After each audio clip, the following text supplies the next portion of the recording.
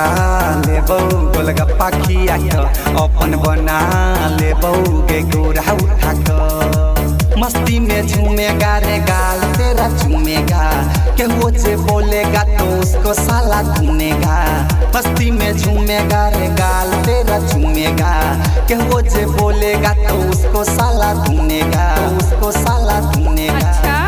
तोरा पटा लेबौ गोलगप्पा खिया अपन बना लेबौ के गोरा उठा तोरा पटा लेबौ गोलगप्पा खिया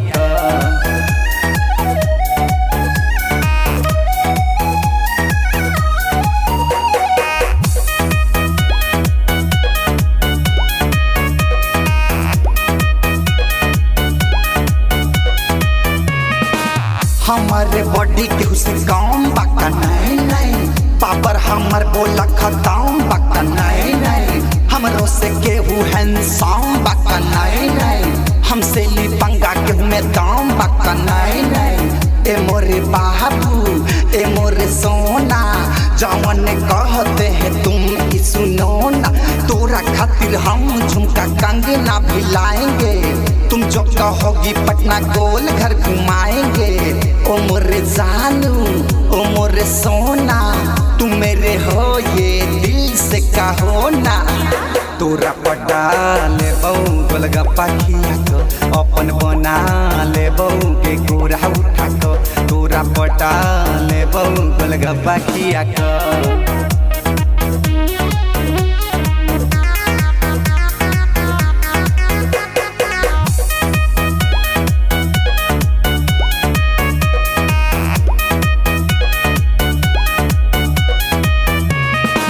प्यार में तेरे हम ऐसे गिर जाएंगे तू जो कहेगी चांद तारे भी ले आएंगे तेरे कहने पे सीना चीर के दिखाएंगे। प्यार है तुमसे ये जापाने को बताएंगे पापा की परी हो तुम जान फूल झाड़ी हो तुम पर्वत हिमालय की लाल लाल जरी हो तुम तेरे सिवा मैं किसी और को न चाहूं शहर की छोरी तुझे गांव में घुमाऊं। अर्जुन की जान हो तुम राजा की जान हो तुम सुनो ओ जानू मेरे दिल की मेहमान हो तुम। तोरा पटा लेबौ गोलगप्पा खिया अपन बना लेबौ के गोरा उठा मस्ती में झूमेगा रे गाल तेरा झूमेगा केहू से बोलेगा तो उसको साला धुनेगा। मस्ती में झूमेगा रे गाल तेरा झूमेगा केहू से बोलेगा तो उसको साला धुनेगा उसको साला धुनेगा। तोरा पटा लेबौ गोलगप्पा खिया अपन बना लेबौ के गोरा उठा तोरा पटा लेबौ गोलगप्पा खिया